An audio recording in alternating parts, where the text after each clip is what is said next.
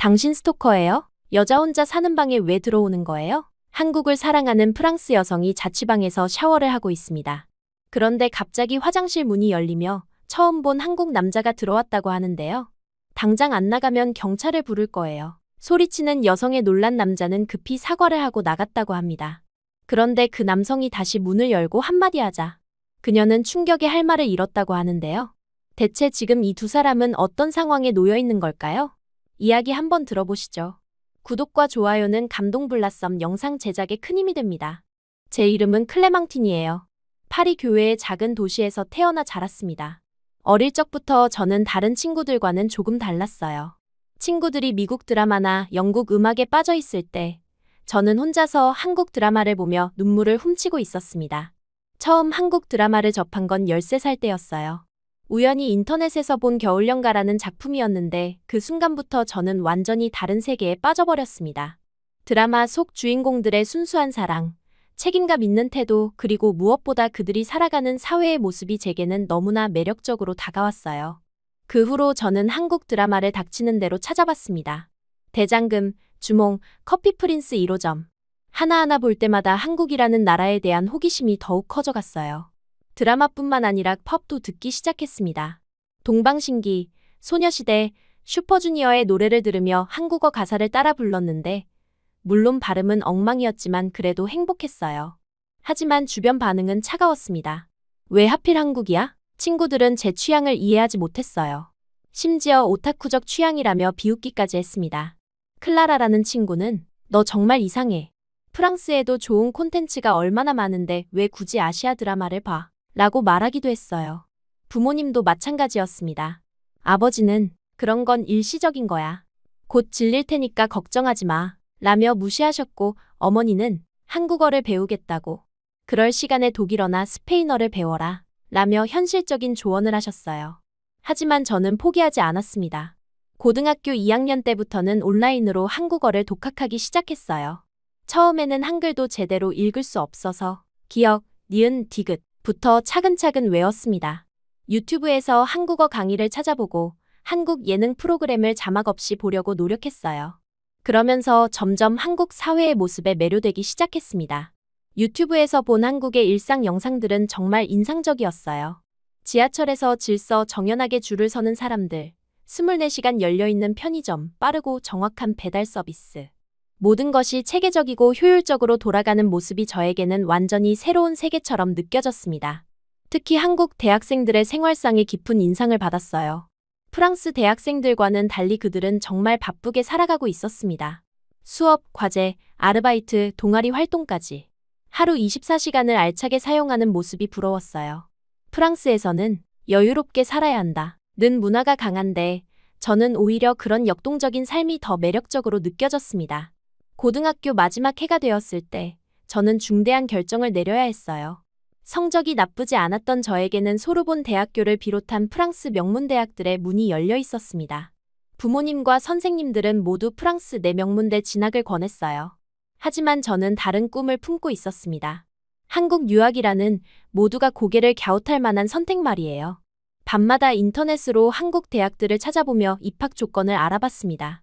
서울대학교, 연세대학교, 고려대학교. 하나하나 살펴보면서 어떤 대학이 외국인 학생에게 적합한지 연구했어요. 가장 큰 걸림돌은 부모님 설득이었습니다. 어느 날 저녁 식사 자리에서 용기를 내어 말씀드렸어요. 저 한국 대학교에 가고 싶어요. 순간 식탁이 조용해졌습니다. 아버지가 먼저 입을 여셨어요. 한국? 갑자기 무슨 소리야? 어머니도 당황하셨습니다.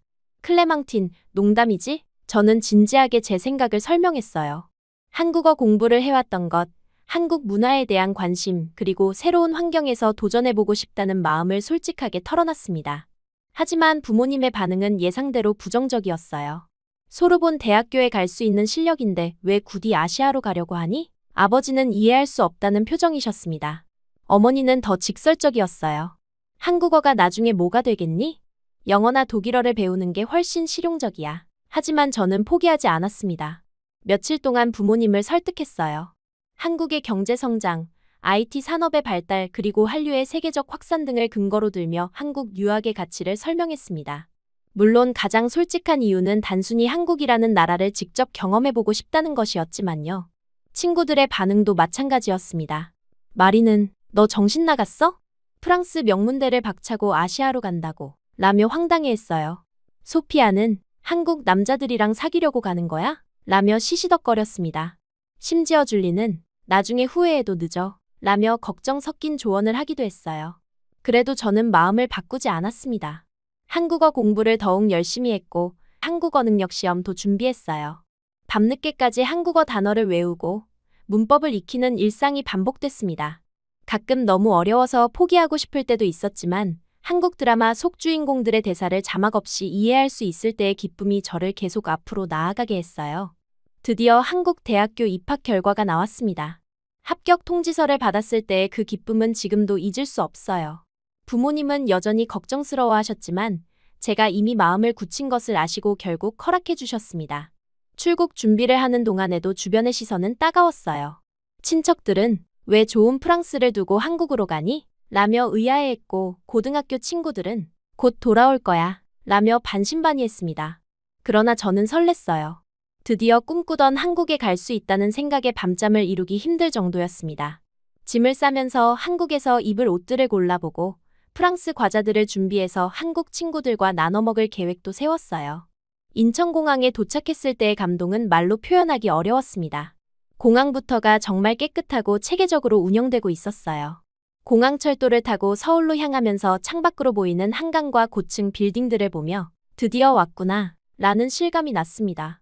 대학교 기숙사에 도착한 첫날, 저는 정말 충격을 받았어요. 복도에서 마주친 학생들의 모습이 제가 상상했던 것과 완전히 달랐습니다. 이른 아침 8시인데도 모든 학생들이 깔끔하게 화장을 하고 단정한 옷차림으로 수업에 나가는 모습이었어요. 프랑스에서는 대학생들이 편한 옷차림으로 수업에 참석하는 것이 일반적인데 한국 학생들은 정말 다르더라고요. 여학생들은 완벽한 메이크업에 코디까지 신경 쓴 옷차림이었고 남학생들도 깔끔하게 스타일링한 머리와 정돈된 복장이었습니다. 첫 수업에 들어갔을 때도 놀랐어요. 학생들이 정말 조용하게 집중해서 수업을 듣고 있었습니다. 교수님 말씀 하나하나를 놓치지 않으려고 열심히 필기하는 모습이 인상적이었어요.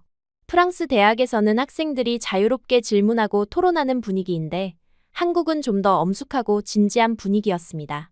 수업이 끝나고 나서도 학생들은 바로 집에 가지 않더라고요.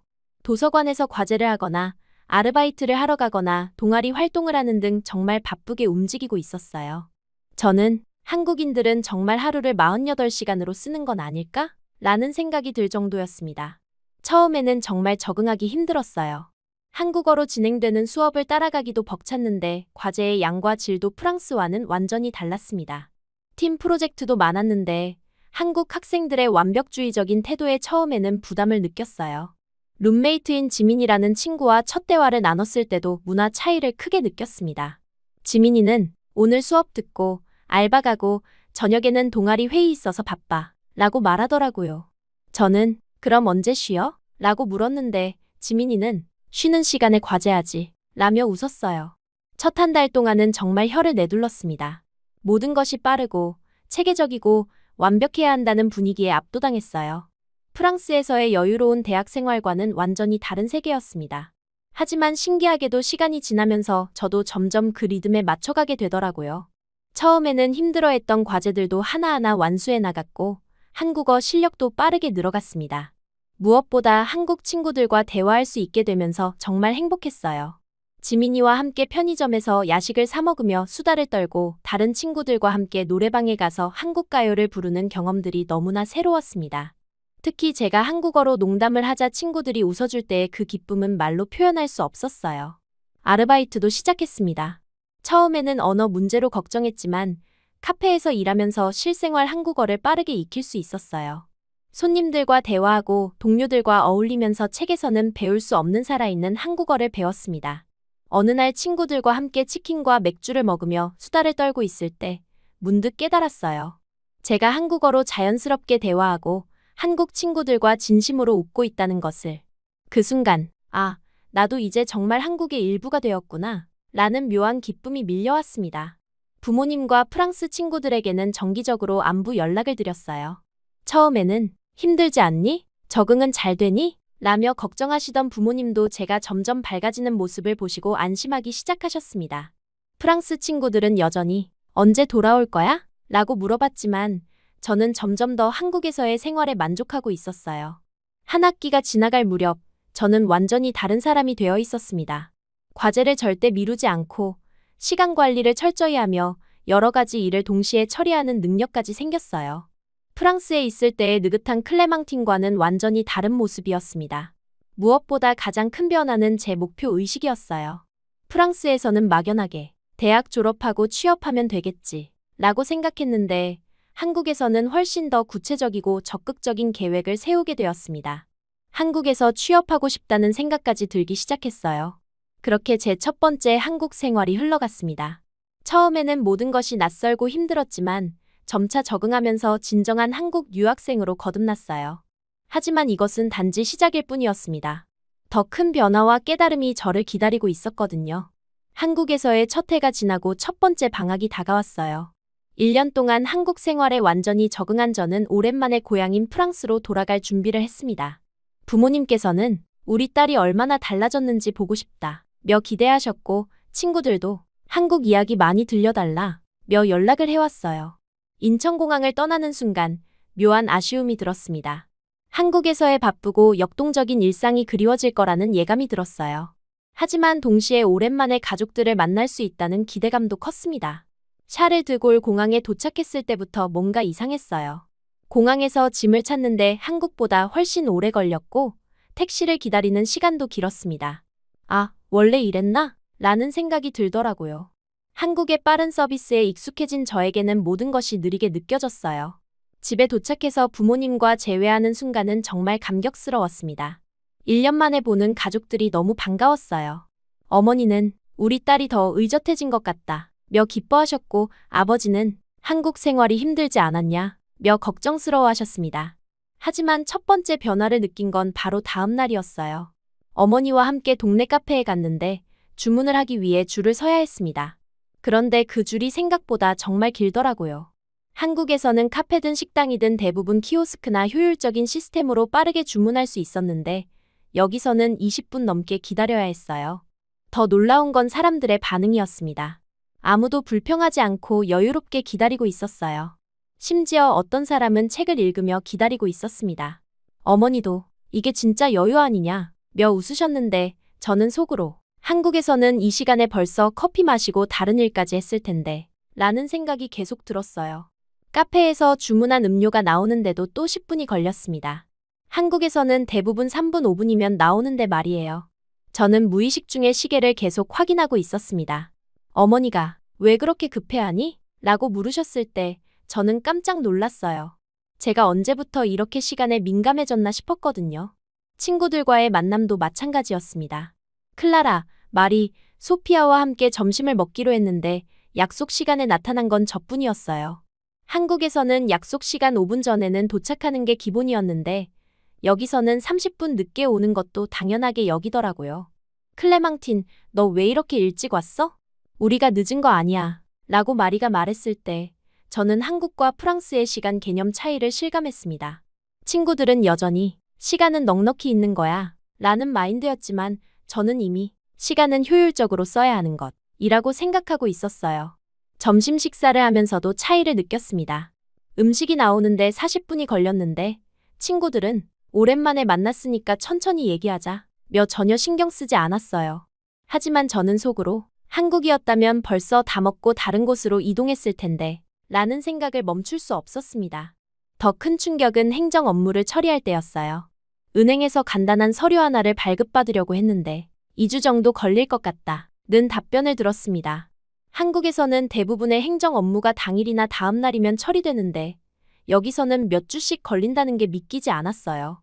시청에서 주민등록 관련 업무를 보려고 했을 때도 마찬가지였습니다. 담당자가 지금 점심시간이니까 2시간 후에 오세요 라고 하더라고요.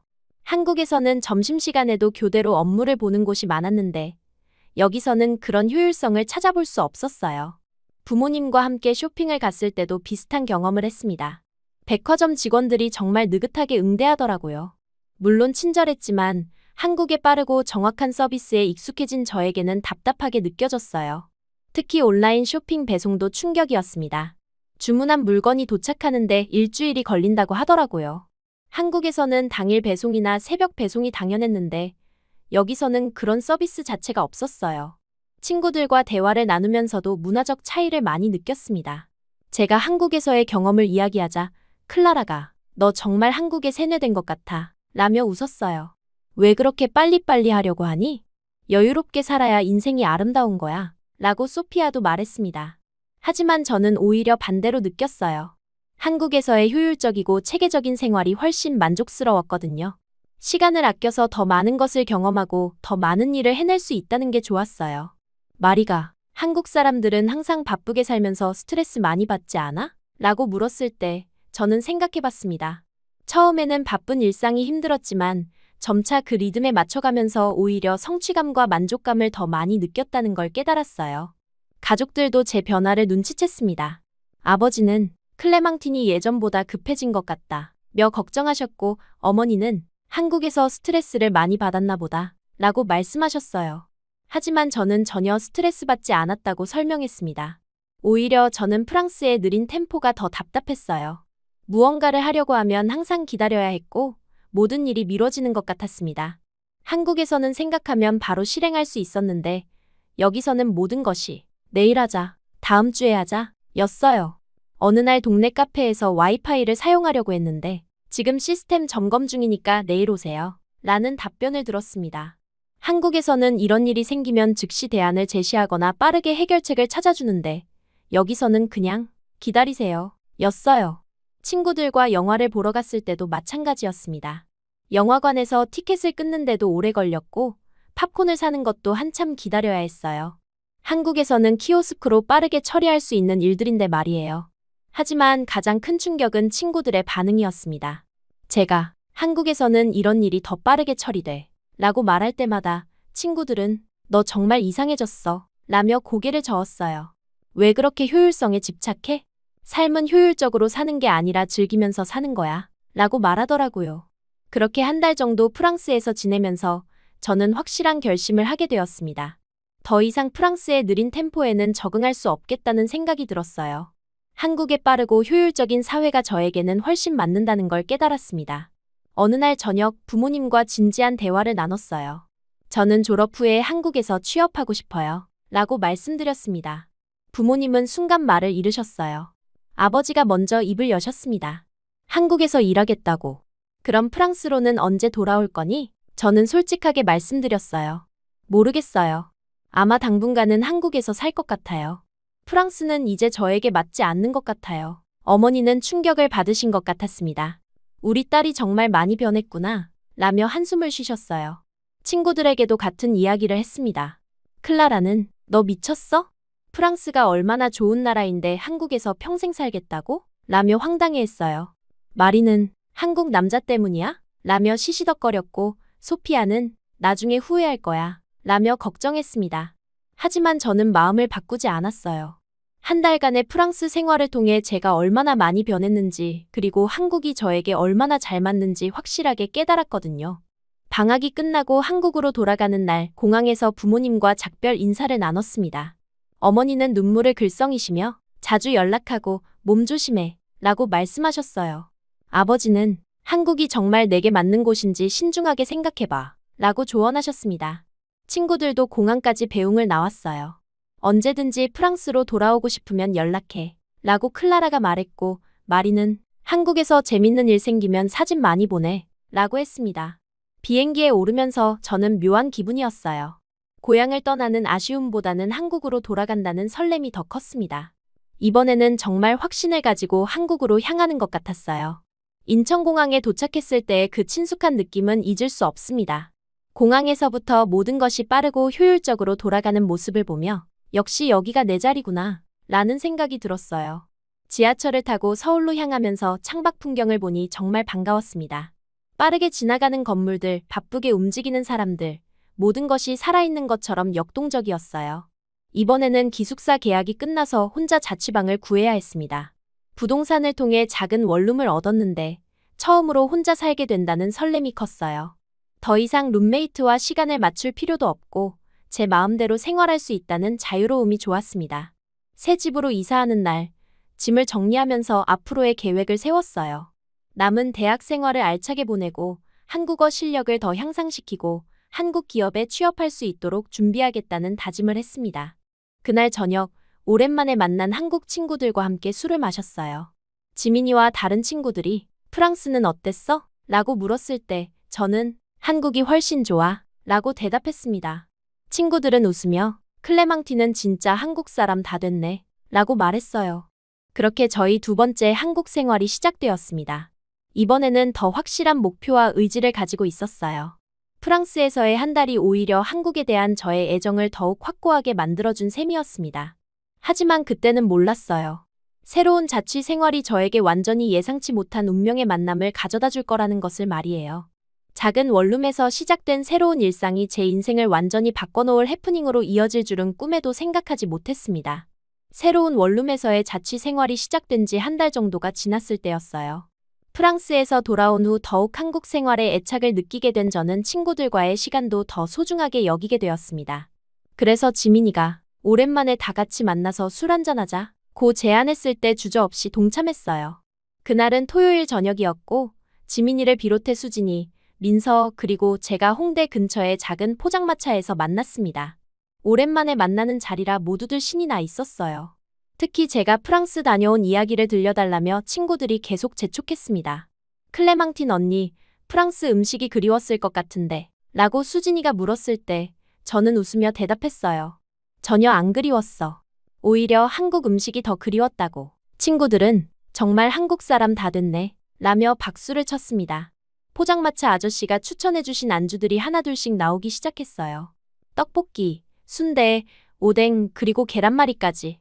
한국에 처음 왔을 때는 이런 길거리 음식이 낯설었는데 이제는 이런 게 진짜 한국의 맛이라는 걸 알게 되었습니다. 자, 오늘은 클레망틴 돌아온 기념으로 건배 라고 민서가 소주 잔을 들었어요. 우리는 모두 함께 잔을 부딪혔습니다. 소주와 맥주를 섞은 소맥의 맛이 입안에 퍼지면서 역시 이 맛이야 라는 생각이 들었어요. 처음에는 천천히 마시며 대화를 나눴습니다. 프랑스에서의 경험담, 학교 생활, 앞으로의 계획 등등 이야기할 거리가 정말 많았어요. 하지만 시간이 지나면서 분위기가 점점 달아오르기 시작했습니다. 언니, 프랑스 남자들이랑 한국 남자들 중에 누가 더 나아? 라고 수진이가 장난스럽게 물었어요. 저는 웃으며 아직 한국 남자랑 제대로 만나본 적이 없어서 모르겠어 라고 대답했습니다. 그러자 친구들이 그럼 우리가 소개팅 주선해줄까? 라며 시끌벅적해졌어요. 술이 조금씩 오르면서 대화 주제도 점점 더 개인적이고 솔직해졌습니다. 지민이는 최근에 헤어진 남자친구 이야기를 털어놓았고 민서는 취업 걱정을 토로했어요. 수진이는 집안 어른들의 결혼 압박에 대한 스트레스를 말하더라고요. 저도 프랑스에서 느꼈던 솔직한 감정들을 친구들에게 털어놨습니다. 정말 한국이 나한테는 더 맞는 것 같아. 프랑스에서는 모든 게 답답했어. 친구들은 제 이야기를 진지하게 들어주면서도 그래도 고향인데 조금은 그립지 않아? 라고 물었어요. 시간이 흐르면서 소맥의 잔수가 늘어갔습니다. 처음에는 한 잔씩 천천히 마셨는데 어느새 2잔, 3잔, 4잔으로 늘어나고 있었어요. 한국 친구들의 주량이 생각보다 세다는 걸 그때 새삼 깨달았습니다. 언니는 술 진짜 못 마시는 줄 알았는데 의외네? 라고 수진이가 말했을 때 저는 이미 상당히 취한 상태였어요.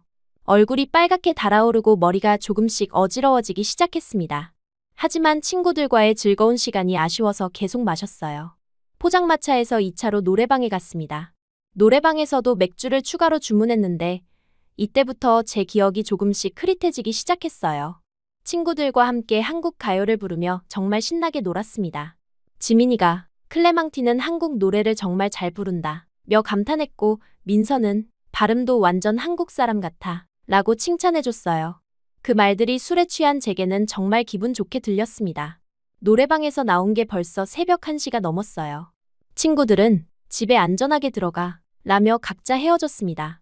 저도 택시를 타고 집으로 향했는데 택시 안에서도 계속 어지러웠어요. 집에 도착해서 현관문을 열고 들어가면서도 머리가 핑핑 돌았습니다. 원룸이라 공간이 작아서 침대까지의 거리는 가까웠지만 걸어가는 것도 비틀거렸어요. 하지만 제게는 중요한 루틴이 하나 있었습니다. 저는 술을 마시고 나면 반드시 샤워를 하고 자는 습관이 있었어요.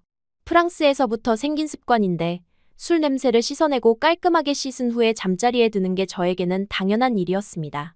아무리 취해도 이 루틴만은 지켰어요. 그날도 마찬가지였습니다. 비틀거리면서도 욕실로 향했어요. 옷을 벗고 샤워를 시작했는데 따뜻한 물이 몸에 닿으니 조금 정신이 들기 시작했습니다. 하지만 여전히 많이 취한 상태였어요. 샤워를 하면서 오늘 친구들과 보낸 즐거운 시간을 떠올렸습니다. 역시 한국 친구들과 함께 있을 때가 가장 편하고 자연스러웠어요. 프랑스 친구들과는 다른 끈끈함이 있었습니다. 샤워를 다 하고 나서 머리를 감고 있을 때였어요. 갑자기 밖에서 쿵하는 소리가 들렸습니다. 처음에는 뭐지? 라고 생각했지만 별로 신경 쓰지 않았어요. 원룸이라 위층이나 옆집 소음일 수도 있다고 생각했거든요. 그런데 잠시 후 정말 예상치 못한 일이 일어났습니다. 욕실 문이 갑자기 열리는 소리가 들렸어요. 저는 깜짝 놀라서 고개를 돌렸는데 문이 열리면서 낯선 남자가 들어오는 게 아니겠어요. 그 순간 저는 정말 패닉 상태가 되었습니다. 샤워 중이었기 때문에 아무것도 입지 않은 상태였고 갑자기 나타난 낯선 남자를 보고 소리를 지를 수밖에 없었어요. 으악! 제 비명 소리가 욕실에 울려 퍼졌습니다. 그 남자도 저만큼이나 놀란 것 같았어요. 마치 귀신이라도 본 것처럼 눈을 크게 뜨고 있었습니다. 키가 큰 편이고 단정한 인상의 남자였는데 분명히 한국 사람 같았어요. 저는 급하게 샤워 커튼을 잡아당기며 몸을 가렸습니다. 누구세요? 왜 여기 들어와요? 라고 소리쳤는데 목소리가 떨리고 있었어요. 정말 무서웠거든요. 그 남자는 당황한 표정으로 죄송합니다. 라고 말하며 급히 문을 닫고 나갔어요.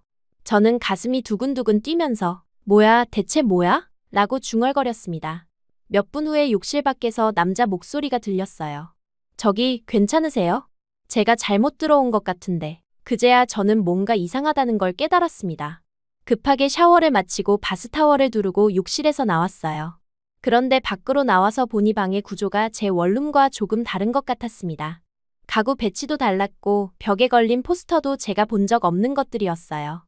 그때 남자가 조심스럽게 말했습니다. 혹시 여기가 어디인지 아세요? 저는 당황해서 둘러보다가 깨달았어요. 이곳이 제 방이 아니라는 것을 말이에요. 라고 중얼거리면서 상황을 파악하려고 했는데 머리가 아직 막지 않아서 혼란스러웠어요. 그 남자는 혹시 술 드셨어요? 라고 물었습니다. 그제야 저는 상황을 이해하기 시작했어요. 제가 취해서 잘못된 곳에 들어온 것 같았습니다. 죄송해요. 제가 실수한 것 같아요. 라고 사과했는데 여전히 상황이 정확히 파악되지 않았어요. 남자는 아, 그러셨구나. 깜짝 놀랐네요. 라고 말하며 안도의 표정을 지었습니다. 그리고는 옷부터 입으세요. 감기 걸려요. 라고 걱정해 주더라고요. 저는 급하게 제 옷을 찾았는데 욕실 바닥에 그대로 있었어요. 다시 욕실에 들어가서 옷을 입었는데 손이 너무 떨려서 단추를 채우기도 힘들었습니다. 옷을 입고 나와서 남자를 다시 보니 생각보다 젊고 괜찮아 보이는 사람이었어요. 하지만 여전히 상황이 당황스러웠습니다. 여기가 정확히 어디인가요? 라고 물었더니 그가 대답했어요. 기숙사 A동 3층 302호입니다. 그 순간 저는 깜짝 놀랐어요. 여기가 바로 제가 작년에 살았던 기숙사였던 거예요.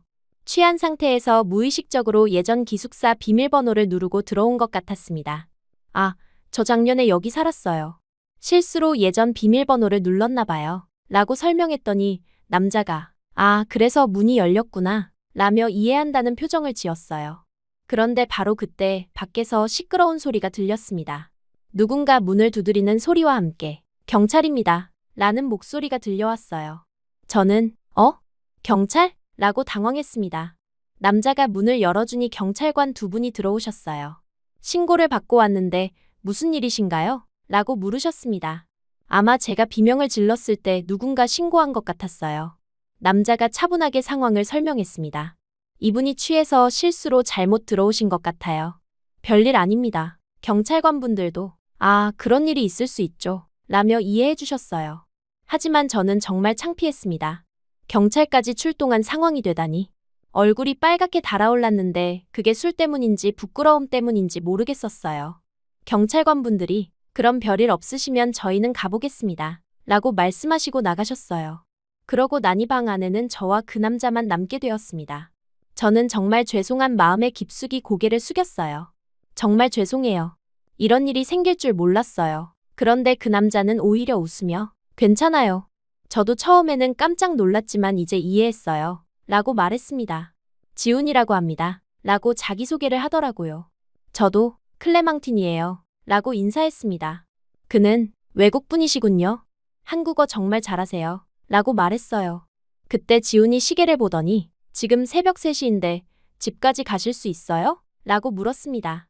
저는 네, 괜찮아요. 라고 대답했지만 사실 아직도 조금 어지러웠어요. 그러자 지훈이 늦었으니까 그냥 여기서 주무시고 가세요. 저는 밖에서 있을 테니까요. 라고 제안했습니다. 정말 예상치 못한 말이었어요. 저는 아니에요. 집에 가야 해요. 이미 충분히 민폐를 끼쳤는데 라고 사양했지만 지훈은 새벽에 혼자 돌아가시기 위험해요. 그냥 여기서 주무세요. 라고 계속 권했습니다. 그의 배려심에 감동받기도 했지만 동시에 더욱 미안했어요.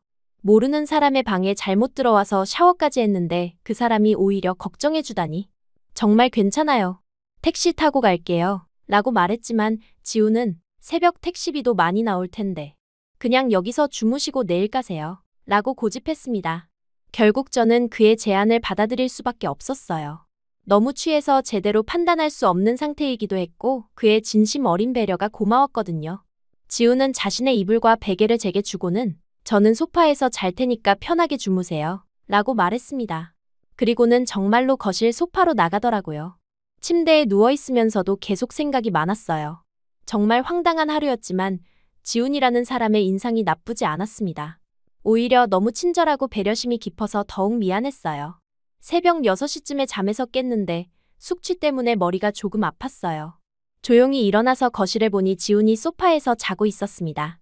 정말 자신의 침대를 양보하고 소파에서 잔 거였어요. 저는 최대한 조용히 움직이며 짐을 챙겼습니다. 너무 민폐를 끼친 것 같아서 인사도 제대로 하지 못하고 그냥 나가고 싶었어요. 쪽지라도 남기려고 했는데 펜이 없더라고요. 결국 아무 말 없이 조용히 문을 열고 나왔습니다. 복도를 걸어가면서도 계속 어제 일이 생각났어요. 정말 황당한 첫 만남이었지만 지훈이라는 사람에 대한 좋은 인상은 남아있었습니다. 집에 돌아와서 정신을 차리고 나니 어제 일이 더욱 실감났어요. 정말 운명 같은 해프닝이었지만 동시에 너무 부끄러운 일이기도 했습니다. 하지만 이상하게도 그 당황스러움과 함께 뭔가 특별한 감정도 느껴졌어요. 그것이 무엇인지는 아직 정확히 모르겠지만 분명히 평범한 만남은 아니었다는 생각이 들었습니다. 그 황당한 샤워 해프닝 이후 사흘이 지났는데도 마음이 계속 불편했어요. 집에서 혼자 있을 때마다 그날 밤 일이 자꾸 떠올랐습니다. 지훈이라는 사람의 친절함과 배려, 그리고 제가 끼친 민폐에 대한 미안함이 계속 마음에 걸렸어요. 처음 이틀 동안은 그냥 있자, 다시는 마주칠 일도 없을 거야 라고 생각하려고 했습니다. 하지만 시간이 지날수록 더욱 양심이 찔렸어요. 저 때문에 경찰까지 출동했는데 그 사람은 오히려 저를 보호해주고 자신의 침대까지 양보했거든요. 셋째 날 저녁에 야간 아르바이트를 하면서도 계속 그 생각뿐이었어요. 카페에서 주문받고 음료 만드는 일상적인 업무를 하면서도 머릿속에는 지훈의 모습이 맴돌았습니다. 특히 괜찮아요. 저도 처음엔 놀랐지만 이해했어요. 라고 말했던 그의 차분한 목소리가 계속 기억났어요. 아르바이트가 끝나고 집으로 돌아가는 길에도 마음이 무거웠습니다. 정말 제대로 사과는 해야 하는 거 아닌가? 라는 생각이 들었어요. 하지만 한편으로는 혹시 다시 가면 이상한 사람으로 보이지 않을까? 라는 걱정도 있었습니다. 넷째 날이 되자 더 이상 참을 수 없었어요. 수업을 듣는 동안에도 집중이 안 되고 친구들과 대화할 때도 마음이 딴 곳에 있었습니다. 지민이가 클레망틴 언니, 요즘 왜 그래? 뭔가 신경 쓰이는 일 있어? 라고 물었을 때 저는 아니야, 괜찮아 라고 대답했지만 사실 전혀 괜찮지 않았어요. 그날 오후에 혼자 도서관에 앉아 있으면서 진지하게 생각해봤습니다. 제가 지금 느끼는 이 기분이 단순히 미안함 때문인지 아니면 다른 이유가 있는 건지 스스로도 잘 모르겠었어요. 하지만 분명한 건 이 상태로는 계속 지낼 수 없다는 거였습니다. 저녁 6시에 도서관을 나와서 기숙사 방향으로 걸어갔어요. 사실 확신이 서지 않아서 일단 근처까지만 가보자는 생각이었습니다. 기숙사 앞에 도착했을 때는 해가 거의 지고 있었어요. A동 입구에서 한참을 망설였습니다. 정말 올라가야 하나? 혹시 지금 없으면 어떡하지? 아니면 다른 사람이 있으면? 라는 생각들이 머릿속을 복잡하게 만들었어요. 결국 입구 앞에서 20분 정도를 서성거렸습니다. 그러다가 마침 기숙사에서 나오는 학생에게 물어봤어요. 혹시 302호에 사는 지훈이라는 분 아세요? 그 학생은 지훈이 형? 알죠. 지금 계실 거예요. 라고 대답해줬습니다. 그제야 용기를 내서 엘리베이터를 탔어요. 3층에 도착해서 302호 앞에 섰을 때 심장이 정말 빠르게 뛰었습니다. 문 앞에서 또 한 번 망설였어요. 뭐라고 말하지? 갑자기 찾아와서 이상하게 생각하지 않을까? 하지만 이미 여기까지 온 이상 돌아갈 수는 없었습니다. 조심스럽게 문을 두드렸어요. 톡톡톡. 얼마 지나지 않아 문이 열렸고 지훈이 나타났습니다.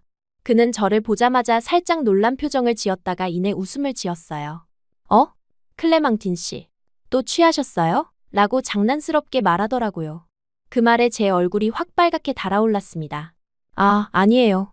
오늘은 취하지 않았어요. 라고 급하게 대답했어요. 지훈은 웃으면서 농담이에요. 무슨 일로 오셨어요? 라고 물었습니다. 저는 준비해온 말을 꺼냈어요. 그날 정말 미안했어요. 그리고 고마웠어요. 목소리가 조금 떨리고 있었는데 긴장해서 그런 것 같았습니다. 지훈은 그런 걸 가지고 굳이 찾아오시다니. 정말 괜찮다고 했잖아요. 라며 흔쾌하게 말했어요. 그리고는 혹시 저녁 드셨어요? 라고 물었습니다. 저는 아직이요. 라고 대답했는데 지훈이 그럼 같이 드실래요? 마침 라면 끓이려고 했는데 라고 제안하더라고요. 사실 그냥 사과하고 돌아가려고 했는데 뜻밖의 제안에 당황했어요. 아니에요. 괜찮아요. 그냥 사과만 하고 가려고 라고 말했지만 지훈은 늦은 시간에 찾아와 주셨는데 그냥 보낼 수는 없죠. 들어오세요. 라며 자연스럽게 문을 열어줬습니다. 방에 들어가니 그날 밤과는 다른 느낌이었어요. 불이 환하게 켜져 있고 책상에는 공부하던 흔적들이 있었습니다. 컴퓨터 모니터에는 뭔가 프로그래밍 관련 화면이 떠 있더라고요. 컴퓨터 공학과예요? 라고 물어보니 지훈이 네, 4학년이에요. 라고 대답했습니다. 그리고는 클레망틴 씨는 어떤 과세요? 라고 물어봤어요. 저는 국제학부요. 2학년이에요. 라고 답했습니다. 지훈은 작은 전기포트로 물을 끓이면서 라면 드실 수 있으세요? 매운 거 괜찮으세요? 라고 물었어요. 저는 네, 괜찮아요. 한국 음식 다 좋아해요. 라고 대답했습니다. 라면을 끓이는 동안 자연스럽게 대화가 시작되었어요. 지훈이 한국 온 지 얼마나 되셨어요? 라고 물어서 작년부터 왔다고 말씀드렸습니다.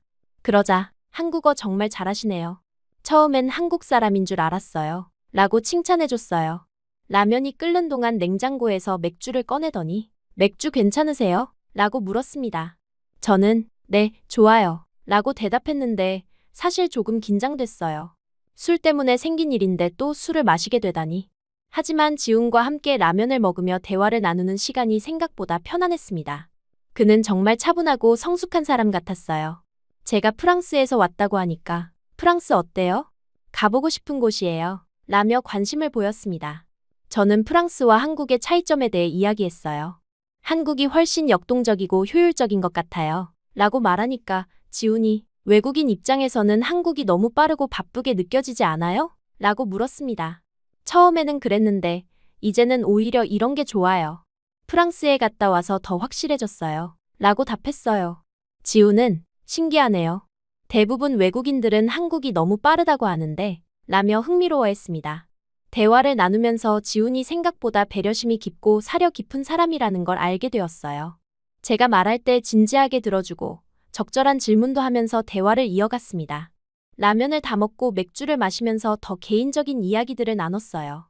지훈은 경상도 출신이고 서울에 올라와서 혼자 지내고 있다고 했습니다. 취업 준비도 하고 있고 프로그래밍 공부에도 열심이라고 하더라고요. 저도 제 이야기를 들려줬어요. 어떻게 한국에 오게 되었는지, 가족들이 어떻게 반응했는지, 친구들은 뭐라고 했는지. 지훈은 정말 용기 있는 선택이었네요. 라며 감탄했습니다. 시간이 흐르면서 분위기가 점점 편안해졌어요. 처음에는 어색했는데 대화를 나누다 보니 생각보다 잘 맞는다는 느낌이 들었습니다. 지훈의 유머 감각도 제 스타일이었고 진지한 이야기도 잘 통했어요. 맥주를 2캔 정도 마셨을 때쯤 분위기가 조금 달라지기 시작했습니다. 대화 중간중간 시선이 마주치는 순간들이 늘어났고 웃음소리도 더 자주 들렸어요. 젊은 남녀 사이에 흐르는 그런 특별한 기류 같은 게 느껴졌습니다. 지훈이 그날 밤에 정말 놀랐어요. 샤워하는 소리가 들려서 이상하다 싶었는데 라고 말했을 때 저는 또 얼굴이 빨갛게 되었어요. 정말 죄송해요. 술 마시면 꼭 샤워하고 자는 습관이 있어서 라고 변명했습니다. 그런 습관이 있으시는군요. 건전한 습관이네요. 라고 지훈이 웃으며 말했어요. 그런데 그 웃음 속에 뭔가 다른 감정이 섞여 있는 것 같았습니다. 대화가 더 깊어지면서 서로에 대해 더 많이 알게 되었어요. 지훈은 생각보다 독서를 많이 하는 사람이었고 여행도 좋아한다고 했습니다. 저와 비슷한 취향이 많다는 것도 발견했어요. 클레망틴 씨는 한국에서 뭘 하고 싶으세요? 졸업 후에요. 라고 지훈이 물었을 때 저는 한국 회사에 취업하고 싶어요. 쭉 한국에서 살고 싶거든요. 라고 대답했습니다. 지훈은 와, 정말 한국을 좋아하시는군요. 라며 놀라워했어요. 그리고는 한국 남자는 어때요? 프랑스 남자랑 많이 다른가요? 라고 물어보더라고요. 그 질문에 저는 조금 당황했습니다. 아직 한국 남자랑 제대로 이야기해 본 적이 별로 없어서 잘 모르겠어요. 라고 솔직하게 대답했어요. 그러자 지훈이 지금 저랑 이야기하고 있잖아요. 라며 웃었습니다. 그 순간 뭔가 묘한 분위기가 흘렀어요. 저도 모르게 웃음이 나왔고 지훈과 눈이 마주쳤습니다. 그때 처음으로 지훈을 이성으로 의식하게 된 것 같아요. 시간은 어느새 밤 11시가 넘어가고 있었습니다. 저는 늦었네요. 이제 가야겠어요. 라고 말했지만 지훈은 벌써요? 시간 정말 빨리 갔네요. 라며 아쉬워했어요. 일어나려는데 맥주 때문인지 조금 어지러웠어요. 지훈이 괜찮으세요? 라며 걱정스럽게 물어봤습니다. 네, 괜찮아요. 그냥 조금 어지러워서. 라고 대답했는데 지훈이 천천히 하세요. 라며 제 팔을 살짝 잡아줬어요.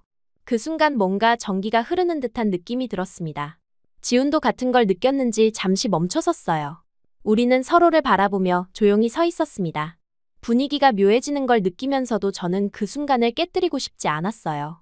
지훈의 눈빛이 진지해졌고 저도 심장이 빠르게 뛰기 시작했습니다. 그런데 그때 지훈이 한 발 더 가까이 다가왔어요. 그리고는 조용히 클레망틴 씨 라고 제 이름을 불렀습니다. 그 목소리에 뭔가 특별한 감정이 담겨 있는 것 같았어요. 저도 모르게 네 라고 대답했는데 목소리가 작게 나왔습니다. 지훈은 제 얼굴을 보며 오늘 정말 즐거웠어요. 라고 말했어요. 그 순간의 분위기는 정말 특별했습니다. 프랑스에서 경험했던 가벼운 만남들과는 완전히 다른 느낌이었어요. 진지하면서도 설레는 그런 감정이었습니다. 결국 그날 밤 우리 사이에는 특별한 일이 일어났어요. 자세한 내용은 생략하겠지만 그것은 단순한 하룻밤 이상의 의미를 가진 것 같았습니다. 적어도 저에게는 그랬어요. 다음 날 아침에 일어났을 때 지훈이 아침을 준비해주고 있었어요. 간단한 토스트와 커피였지만 그 배려가 정말 고마웠습니다. 잘 주무셨어요? 라고 지훈이 물었을 때 저는 네, 감사해요. 라고 대답했어요. 그런데 뭔가 어색한 분위기가 아니라 자연스러웠습니다. 아침을 먹으면서 지훈이 클레망틴 씨, 저희 라고 말하기 시작했는데 저는 그 말이 무엇인지 알 것 같았어요. 프랑스에서라면 이런 일 후에 특별히 무슨 말을 할 필요도 없었는데 지훈은 뭔가 다른 것 같았습니다. 저희 이제 사귀는 거 맞죠? 라고 지훈이 진지하게 물었을 때 저는 정말 놀랐어요. 프랑스 남자들과는 완전히 다른 반응이었거든요. 책임감 있고 진지한 태도에 당황스러우면서도 설렜습니다. 그게 라고 말하려는데 지훈이 저는 진심이에요. 어젯밤이 단순한 하룻밤은 아니었잖아요. 라고 말하더라고요. 그 말에 제 마음도 흔들렸습니다. 결국 저도 그렇게 생각해요. 라고 대답했어요. 그 순간 지훈의 얼굴에 환한 미소가 떠올랐습니다. 그리고 저도 모르게 웃고 있었어요. 그렇게 우리의 관계가 시작되었습니다. 정말 예상치 못한 방식으로 만나서 예상치 못한 방식으로 가까워진 것이었지만 그것이 우리에게는 운명 같았어요. 지훈과 사귀기 시작한 지 한 달 정도가 지났을 때 저는 처음으로 프랑스 친구들에게 연애 소식을 알렸어요. 화상통화로 클라라, 마리, 소피아와 함께 이야기하던 중에 요즘 남자친구가 생겼어 라고 자연스럽게 말했습니다. 친구들의 반응은 예상보다 훨씬 차가웠어요. 클라라가 먼저 정말? 어떤 사람이야? 라고 물었는데 저는 한국 사람이야. 컴퓨터공학과 4학년이고 정말 좋은 사람이야. 라고 대답했습니다. 그러자 마리가 웃으면서 한국 남자? 진짜 작지 않아? 라고 말하더라고요. 저는 순간 당황했어요. 그런 편견은 좀 라고 말하려는데 소피아가 끼어들었습니다. 클레망틴, 너 정말 한국에 완전히 빠졌구나. 잠깐 즐기는 거지 진지하게 사귀는 건 아니지? 친구들의 반응이 생각보다 부정적이어서 마음이 상했어요. 특히 잠깐 즐기다가 버려질 거야 라는 클라라의 말은 정말 기분이 나빴습니다. 저는 아니야, 지우는 그런 사람이 아니야. 정말 진지하고 책임감 있는 사람이야 라고 설명했어요. 하지만 친구들은 여전히 의심스럽다는 표정이었습니다. 마리가, 한국 남자들이 처음에는 다 그렇게 해. 나중에 본색 드러낼 거야 라고 말했고, 소피아는 첫사랑이랑 결혼할 거냐? 미쳤어? 라며 비웃기까지 했어요. 그 화상통화가 끝나고 나서 정말 기분이 안 좋았습니다. 친구들이 제 선택을 이해해주지 못한다는 것도 서러웠지만 지훈에 대해 그런 식으로 말하는 것이 더 화가 났어요. 그날 밤 지훈에게 이 이야기를 했는데 그는 친구들이 걱정해서 그런 거겠지. 시간이 지나면 이해해줄 거야 라며 담담하게 받아들였습니다. 하지만 그 이후로도 프랑스 친구들의 반응은 계속 차갑게 식었어요. 가끔 연락이 와도 한국 남자친구는 어때? 아직도 사귀고 있어? 라는 식으로 물어보곤 했습니다. 마치 금방 헤어질 거라고 기대하는 것 같았어요. 부모님께도 연애 소식을 알려드려야 했습니다. 어느 날 저녁에 화상통화로 부모님과 이야기하던 중에 요즘 좋은 사람 만나고 있어요 라고 말씀드렸어요. 어머니께서 어머, 정말? 어떤 사람이야? 라고 기뻐하시는 것 같았는데 제가 한국 사람이에요 라고 말씀드리자 분위기가 급격히 바뀌었습니다. 아버지께서 한국 사람? 진지하게 사귀는 거야? 라고 물으셨고 저는 네, 정말 좋은 사람이에요 라고 대답했어요. 그러자 어머니께서 클레망티나, 프랑스 남자도 좋은 사람 많은데 왜 굳이 한국 남자야? 라고 걱정스럽게 말씀하셨습니다. 언어도 다르고 문화도 다른데 정말 잘 맞을 수 있을까? 라는 아버지의 질문에 저는 오히려 한국 문화가 저에게 더 맞는 것 같아요 라고 답했습니다. 하지만 부모님은 여전히 걱정스러워하셨어요. 그 이후로 부모님과의 통화에서도 항상 지훈 이야기가 나왔습니다.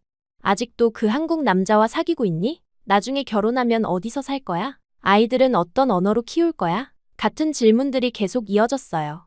반면에 지훈은 정말 변함없이 저를 대해줬습니다. 제가 야간 아르바이트를 할 때면 항상 마중을 나와줬어요. 카페에서 일이 끝나는 시간이 밤 11시였는데 추운 겨울날에도 기숙사 앞에서 기다리고 있었습니다. 처음에는 왜 이렇게까지 해? 라고 물어봤는데 지훈은 밤늦게 혼자 다니면 위험하잖아. 당연한 거야 라고 말했어요. 그런 당연함이 저에게는 정말 새로웠습니다.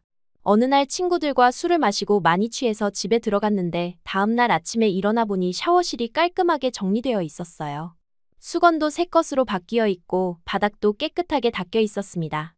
지훈에게 물어보니 어젯밤에 많이 취해서 샤워하다가 좀 엉망이 됐더라고. 아침에 일찍 와서 정리했어 라고 말하더라고요. 제가 기억도 못하는 사이에 그런 세심한 배려를 해준 것이 정말 감동적이었어요. 하지만 주변의 시선과 압박은 계속되었습니다. 한국 친구들마저도 가끔은 외국인이랑 사귀는 거 어때? 힘들지 않아? 라고 물어보곤 했어요. 물론 아기는 없었지만 그런 질문들이 쌓이다 보니 저도 모르게 스트레스를 받기 시작했습니다. 특히 제 정체성에 대한 고민이 깊어졌어요. 저는 프랑스 사람인데 한국에서 정말 뿌리 내릴 수 있을까? 지훈과 계속 사귀면 결국 한국에서 살아야 하는데 그게 정말 현실적인 선택일까? 이런 생각들이 머릿속을 복잡하게 만들었습니다. 어느 날 밤 이런 고민들을 지훈에게 털어놓았어요. 나는 프랑스 사람인데 여기서 계속 살 수 있을까? 가족들도 멀리 있고 친구들도 이해해주지 않고 라고 말하니까 지훈이 진지하게 들어주더라고요. 그리고는 클레망티나, 나는 내가 어디 출신인지 중요하지 않아. 중요한 건 내가 나와 함께 하느냐야 라고 말했습니다. 그 말이 정말 단순했지만 그 진심이 느껴져서 마음이 울컥했어요. 하지만 현실적으로 생각해봐. 문화도 다르고 언어도 다른데 라고 말하려는데 지훈이 끊어서 말했어요. 그럼 우리가 맞춰가면 되는 거 아냐? 나도 프랑스어 배울 수 있고 너도 한국어 더 잘하고 있잖아. 지훈의 이런 적극적인 태도가 저에게는 정말 큰 힘이 되었습니다. 프랑스 친구들이나 부모님의 걱정과는 달리 지훈은 우리의 관계를 발전시키기 위해 노력하려고 했어요. 그 이후로 지훈은 정말로 프랑스어 공부를 시작했습니다. 온라인 강의를 듣고 프랑스어 책도 사서 읽으려고 노력했어요. 발음이 서툴렀지만 Bonjour, J-Time 라고 말할 때마다 웃음이 나면서도 고마웠습니다. 저도 한국어 공부를 더 열심히 했어요. 한국어 능력 시험 고급 수준을 목표로 잡고 공부했습니다. 지훈이 어려운 한국어 표현들을 가르쳐주면서 이제 진짜 한국 사람 같아 라고 칭찬해줄 때마다 뿌듯했어요. 하지만 여전히 프랑스 친구들의 반응은 차가웠습니다. 어느 날 클라라가 클레망틴, 너 진짜 그 한국 남자랑 결혼할 생각이야? 라고 직접적으로 물어봤어요. 저는 아직 그런 이야기까지는 안 했어. 라고 대답했는데 클라라가 다행이다. 첫 남자친구랑 결혼하는 건 너무 위험해. 라고 말하더라고요. 지우는 제 첫 남자친구가 아니에요. 라고 말했지만 마리가 진지하게 사귄 건 처음이잖아. 더 많은 사람들을 만나봐야 해. 라고 조언했습니다. 친구들의 그런 말들이 계속 마음에 걸렸어요. 부모님도 비슷한 걱정을 하셨습니다. 어머니께서 클레망티나 엄마가 보기엔 너무 성급한 것 같아. 아직 젊은데 한 사람에게만 매달릴 필요 없어. 라고 말씀하셨어요. 이런 주변의 압박들이 계속되면서 저도 흔들리기 시작했습니다. 정말 지훈과의 관계가 옳은 선택인지, 제가 너무 성급하게 결정한 건 아닌지 의심이 들었어요. 어느 날 심각한 갈등이 생겼습니다. 프랑스 친구들과 화상통화를 하는데 지훈이 옆에 있었어요. 친구들이 지훈을 보더니 와, 생각보다 괜찮네 라고 말했지만 이어서 하지만 클레망틴한테는 더 좋은 선택지들이 많을 거야 라고 덧붙였습니다. 그 말을 들은 지훈의 표정이 굳어지는 게 보였어요. 통화가 끝나고 나서 지훈이 내 친구들은 나를 별로 좋아하지 않는 것 같네 라고 말했습니다. 저는 아니야, 그냥 걱정해서 그런 거야 라고 변명했지만 지훈은 클레망티나, 솔직히 말해. 너도 친구들 말이 맞다고 생각해? 라고 물어봤어요. 그 질문에 저는 대답을 못했습니다. 사실 친구들의 말이 아예 틀렸다고 생각하지는 않았거든요. 제가 정말 너무 성급하게 결정한 건 아닌지, 더 많은 경험을 해봐야 하는 건 아닌지 고민이 되었어요. 제가 망설이는 모습을 본 지훈이 그럼 우리 잠시 시간을 가져볼까? 라고 제안했습니다. 그 말에 저는 무슨 뜻이야? 라고 물었어요. 내가 확신이 서지 않는다면 억지로 계속 사귈 필요는 없어. 시간을 갖고 생각해봐. 라고 지훈이 말했을 때 저는 정말 당황했습니다. 헤어지자는 뜻인지 물어봤는데 지훈은 헤어지는 건 아니고 잠시 거리를 두고 생각해보는 거야. 라고 설명했어요. 그렇게 우리는 2주 정도 연락을 끊기로 했습니다. 그 2주 동안 정말 많은 생각을 했어요. 지훈 없는 일상이 얼마나 허전한지, 그의 배려와 사랑이 얼마나 소중했는지 깨달았습니다. 프랑스 친구들과 통화할 때도 예전처럼 즐겁지 않았어요. 오히려 그들의 조롱과 편견이 더 명확하게 보였습니다. 한국과 지훈에 대해 제대로 알지도 못하면서 판단하고 있다는 생각이 들었어요. 2주가 지나고 지훈과 다시 만났을 때 저는 확신을 갖고 말할 수 있었습니다. 미안해, 흔들렸어. 하지만 이제 확실해. 나는 너와 함께하고 싶어. 지훈이 정말? 후회하지 않을 거야? 라고 물었을 때 저는 절대 후회 안 해. 친구들이 뭐라고 하든 부모님이 걱정하시든 내 선택이야. 라고 단호하게 대답했어요. 그때 지훈이 저를 꼭 안아주면서 고마워, 클레망티나. 나도 내가 확신을 갖고 선택해줘서 정말 기뻐. 라고 말했습니다. 그 순간 모든 갈등과 고민이 해결되는 것 같았어요. 그 이후로는 주변의 반대나 걱정이 있어도 흔들리지 않았습니다. 오히려 지훈과의 관계가 더욱 단단해졌어요. 함께 겪은 시련이 우리를 더 가깝게 만든 것 같았습니다.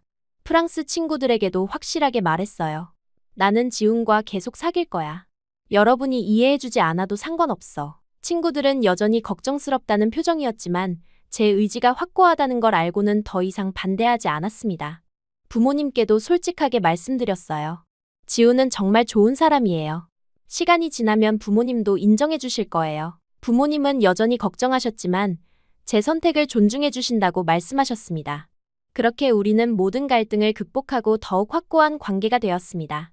지훈의 변함없는 사랑과 진심이 결국 모든 편견과 걱정을 이겨낸 것 같았어요. 이제 정말로 미래를 함께 그려볼 수 있을 것 같았습니다. 지훈과 사귄 지 2년이 지나고 드디어 대학교 졸업 시즌이 다가왔어요. 저는 이미 한국 회사에 취업이 확정된 상태였고 지훈도 대기업 개발자로 입사가 결정되어 있었습니다. 모든 것이 순조롭게 진행되고 있었는데 어느 날 지훈이 갑자기 진지한 표정으로 저를 불러냈어요. 클레망티나, 우리 이야기 좀 하자. 라고 말하는 지훈의 모습이 평소와 달라서 조금 긴장이 되었습니다. 혹시 무슨 문제가 생긴 건 아닌지 걱정했어요. 하지만 지훈이 꺼낸 이야기는 제가 예상했던 것과는 완전히 달랐습니다. 이제 우리 둘 다 취업도 했고 안정적인 상황이 되었으니까 결혼하자 라고 지훈이 말했을 때 저는 정말 깜짝 놀랐어요. 물론 언젠가는 결혼 이야기가 나올 거라고 생각했지만 이렇게 갑작스럽게 청혼을 받을 줄은 몰랐습니다. 잠시 말문이 막혔는데 지훈이 너무 갑작스러웠나? 하지만 나는 진심이야. 클레망틴이랑 평생 함께하고 싶어. 라고 덧붙였어요. 그 진지한 모습을 보면서 제 마음도 뭉클해졌습니다. 사실 저도 지훈과의 미래를 생각해 본 적이 많았어요. 하지만 막상 청혼을 받으니 여러 가지 생각이 복잡하게 들었습니다. 프랑스 부모님은 뭐라고 하실까? 친구들은 또 어떤 반응을 보일까? 그리고 정말 제가 한국에서 평생 살 수 있을까 하는 고민들이 머릿속을 스쳐 지나갔어요. 하지만 지난 2년 동안 지훈이 보여준 모든 순간들을 떠올려 보니 답은 명확했습니다. 제가 힘들 때 항상 곁에 있어준 것, 저를 위해 프랑스어까지 배우려고 노력한 것, 그리고 무엇보다 변함없이 저만을 바라봐준 그 진심이 모든 걱정을 날려버렸어요. 네, 좋아요. 결혼해요. 라고 대답했을 때 지훈의 얼굴에 떠오른 환한 미소는 지금도 잊을 수 없습니다. 그리고는 준비해온 반지를 꺼내더라고요. 사실 처음부터 계획하고 있었던 것 같았어요. 부모님께 결혼 소식을 알려드리는 것이 가장 걱정되었습니다. 화상통화로 말씀드렸는데 예상대로 부모님은 많이 당황하셨어요. 벌써? 너무 성급한 것 아니야? 라는 어머니의 반응과 정말 신중하게 생각해 본 거니? 라는 아버지의 질문을 받았습니다. 하지만 저는 확신에 차서 대답할 수 있었어요. 2년 동안 충분히 알아봤고 지훈은 정말 좋은 사람이에요. 부모님도 만나보시면 분명 인정해 주실 거예요. 결국 부모님은 제 결정을 존중해 주신다고 말씀하셨습니다. 프랑스 친구들의 반응은 더욱 극단적이었어요. 클라라는 정말 미쳤구나. 첫 남자친구랑 결혼한다고 라며 황당해했고 마리는 나중에 후회해도 늦어 라고 경고했습니다. 소피아는 아예 한국에서 결혼식 올리면 참석 안 할 거야 라고까지 말하더라고요. 그런 반응들이 서운하기도 했지만 이미 마음을 굳힌 상태였기 때문에 흔들리지 않았습니다. 오히려 진짜 친구라면 제 선택을 응원해 줄 텐데 하는 생각이 들었어요. 결혼 준비를 하면서 지훈의 가족들도 만나게 되었습니다. 처음에는 외국인 며느리에 대해 걱정하셨던 것 같은데 시간이 지나면서 저를 정말 딸처럼 대해주셨어요. 시어머니께서 우리 지훈이가 정말 좋은 사람 만났다 며 기뻐하시는 모습이 감동적이었습니다. 결혼식은 한국 전통 방식과 서양 방식을 섞어서 진행했어요. 한복도 입고 웨딩드레스도 입는 특별한 경험이었습니다. 부모님이 한국까지 와주셨는데 처음에는 어색해하시던 분들이 지훈을 만나보고는 정말 예의 바른 청년이구나 라며 마음에 들어 하셨어요. 프랑스에서 몇몇 친구들도 왔는데 여전히 조롱 섞인 농담을 하더라고요. 한국 남자 정말 작네. 언제까지 행복할지 궁금해. 같은 말들을 들었을 때 정말 화가 났습니다. 결혼식 당일에까지 그런 말을 하다니. 결국 저는 그 친구들과 완전히 인연을 끊기로 결심했어요. 앞으로 연락하지 마세요. 제 선택을 존중하지 못한다면 친구가 아니에요. 라고 단호하게 말했습니다. 그들은 농담이었다고 변명했지만 이미 선은 넘었다고 생각했어요. 결혼 후의 생활은 정말 행복했습니다. 신혼집은 작은 아파트였지만 지훈과 함께 하나하나 꾸며가는 재미가 있었어요. 지훈은 여전히 변함없이 저를 배려해줬고 저도 한국식 요리를 배워서 지훈을 위해 음식을 해주곤 했습니다. 직장 생활도 순조로웠어요. 처음에는 외국인이라는 이유로 약간의 어려움이 있었지만 한국어 실력이 좋고 업무 능력도 인정받으면서 점차 인정받게 되었습니다. 동료들도 클레망틴 씨는 정말 한국 사람 같아요. 라며 칭찬해주곤 했어요. 결혼 2년 차에 첫 아이를 임신했습니다. 아이가 생긴다는 소식을 들었을 때의 기쁨은 말로 표현할 수 없었어요. 지훈은 더욱 세심하게 저를 챙겨줬고 태교에도 함께 참여했습니다. 아이가 태어나고 나서는 정말 바쁜 나날들이 시작되었어요. 하지만 지훈이 육아에도 적극적으로 참여해서 많은 도움이 되었습니다. 밤에 아이가 울어도 번갈아가며 돌봐주고 기저귀 갈기, 분유 타기 등 모든 일을 함께 했어요. 아이가 자라면서 언어 문제도 고민이 되었습니다. 한국어와 프랑스어를 모두 가르쳐야 하는데 어떻게 균형을 맞춰야 할지 걱정이었어요. 결국 집에서는 프랑스어와 한국어를 섞어서 쓰고 아이가 좀 더 크면 프랑스어 학원에도 보내기로 했습니다. 시간이 흐르면서 놀라운 일들이 일어나기 시작했어요. 과거에 저를 비웃던 프랑스 친구들이 하나둘씩 연락을 해오기 시작한 것입니다. 클라라가 먼저 연락을 해왔는데 내 남자친구가 바람 피워서 헤어졌어. 너처럼 안정적인 남자는 어디서 만나지? 라고 물어보더라고요. 마리도 이혼했어. 남편이 책임감이 전혀 없더라고. 한국 남자들은 정말 다른가? 라며 궁금해했습니다. 소피아는 아예 너 혹시 한국 남자 좀 소개해 줄 수 있어? 라고 부탁까지 하더라고요. 처음에는 어이가 없었습니다. 그렇게 비웃더니 이제 와서 도움을 청한다니. 하지만 한편으로는 그들도 인생을 살면서 깨달은 게 있구나 싶었어요. 결국 저는 몇몇 친구들을 지훈의 동료들이나 친구들과 연결해 주었습니다. 물론 아무나 소개해 준 건 아니고 정말 좋은 사람들만 골라서 소개했어요. 놀랍게도 그중 몇 커플이 실제로 잘 되어서 결혼까지 하게 되었습니다. 클라라는 지훈의 회사 동료와 결혼해서 한국으로 이주했어요.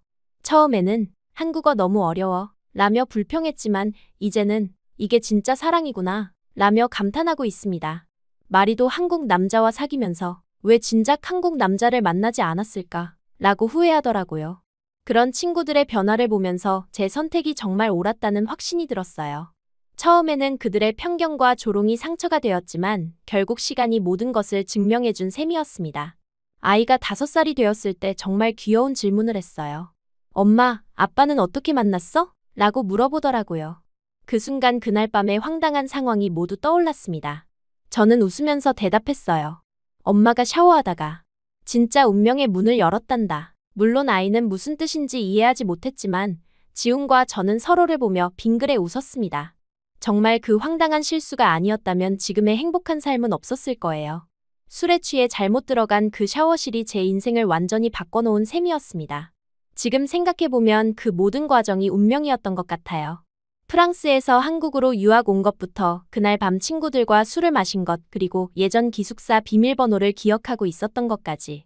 모든 것이 우연의 연속이었지만 그 우연들이 모여서 운명이 된 것 같습니다. 아이가 더 자라서 이 이야기를 완전히 이해할 수 있을 때가 되면 더 자세히 들려줄 생각이에요. 어떻게 엄마와 아빠가 만났는지 그리고 진정한 사랑이란 무엇인지에 대해서 말이에요. 지훈과 결혼한 지 7년이 지난 지금 저는 정말 행복합니다. 물론 가끔 프랑스가 그리울 때도 있고 부모님이 멀리 계신 것이 아쉬울 때도 있어요. 하지만 지훈과 아이 그리고 여기서 만들어가고 있는 새로운 가족의 의미가 그 모든 것을 상쇄하고도 남습니다. 한국은 이제 완전히 제 고향이 되었어요. 한국어도 원어민 수준이 되었고 한국 문화도 자연스럽게 받아들이고 있습니다. 가끔 프랑스 사람들이 아직도 한국에 살고 있어? 라고 물어보면 저는 자신 있게 대답해요. 네, 여기가 제 집이에요. 그리고 앞으로도 쭉 이곳에서 지훈과 함께 살아갈 거예요. 아이들도 더 낳고 싶고 가족과 함께 만들어갈 추억들도 기대됩니다. 그 모든 것의 시작이 된 그날 밤의 황당한 샤워 해프닝을 생각하면 지금도 웃음이 나와요. 정말 인생은 어디서 어떤 일이 일어날지 모르는 것 같습니다. 제가 그날 밤 술을 마시지 않았다면 아니면 집을 제대로 찾아갔다면 지금의 행복은 없었을 거거든요. 때로는 실수가 가장 큰 축복이 되기도 한다는 걸 깨달았습니다. 지훈과 저희 사랑 이야기는 앞으로도 계속될 것입니다. 그리고 언젠가 우리 아이가 자신만의 사랑을 찾을 때 진정한 사랑이란 서로를 이해하고 존중하며 함께 성장해가는 것이라고 가르쳐주고 싶어요. 그것이 저와 지훈이 지난 시간 동안 배워온 가장 소중한 깨달음이니까요.